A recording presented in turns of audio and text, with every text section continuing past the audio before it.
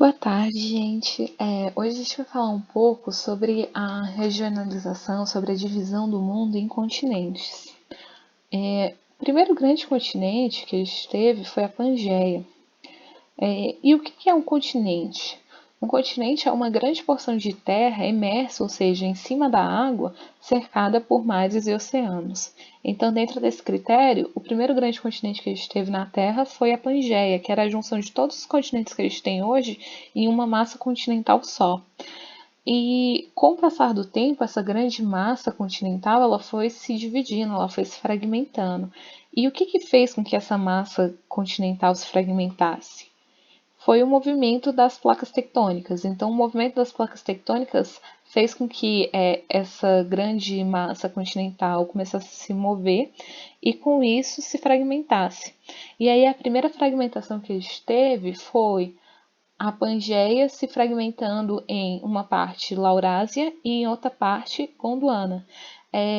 A partir dessa fragmentação, com o passar do tempo e com o constante movimento das placas tectônicas, os continentes continuaram a se separar, né? Eles continuaram a se fragmentar, e aí a gente tem essa divisão atualmente, né? Dessas massas continentais, dessas grandes terras emersas. De acordo com esse critério de ser uma grande porção de terra imersa, cercada por mares e oceanos, se a gente fosse utilizar apenas esse critério como definidor de continentes, a gente teria 4 grandes continentes. A gente teria a América, que é essa grande massa aqui e essa grande massa aqui, que seria a América do Norte e a América do Sul. Só que se a gente for olhar essas duas massas, elas estão conectadas pela América Central, então não tem nenhum mar, nenhum oceano separando elas. Então, a América seria um continente só, tá certo? Seguindo essa linha de raciocínio, aqui a gente tem outra grande massa continental, outro grande bloco continental. Esse aqui, que atualmente separa Europa e Ásia, não tem nenhum mar, nenhum oceano separando eles dois. Então, aqui seria a Eurásia. E a Ásia da... Desculpa, gente. A Ásia da África também não tem nenhum mar, nenhum oceano separando essa parte aqui. Então, elas estão conectadas ainda. Então, seria um grande bloco continental chamado Eurafrásia. Além desses dois, nós teríamos a Oceania, né, que é essa massa territorial aqui, e a Antártida.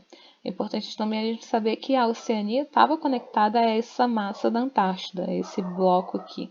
E aí, com o movimento das placas tectônicas, eles acabaram se rompendo, tá certo? Apesar de a gente ter esses critérios naturais, ser uma grande porção de terra imersa cercada por oceano, nós também temos critérios sociais, políticos e econômicos quando a gente vai regionalizar o mundo em continentes. Então, em razão disso, a gente tem uma divisão maior do que aquela em apenas 4 blocos continentais, tá certo? A regionalização mais utilizada é a regionalização em 6 continentes.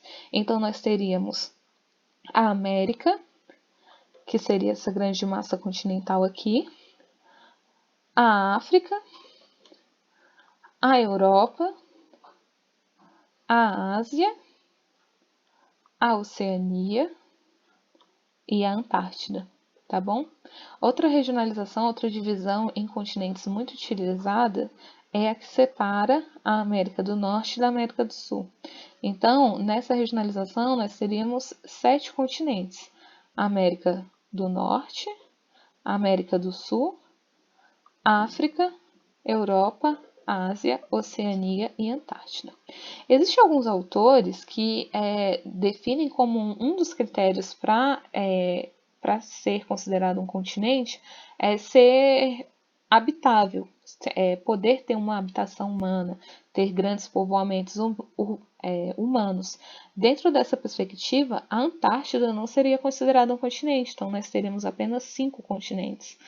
se considerada a América como um continente só, ou 6 continentes se considerada a América do Norte e a América do Sul e não considerarmos a Antártida. Então, a quantidade de continentes ela vai variar de acordo com a regionalização utilizada, mas a mais usual mesmo é a separação em América, África, Europa, Ásia, Oceania e Antártida, tá bom?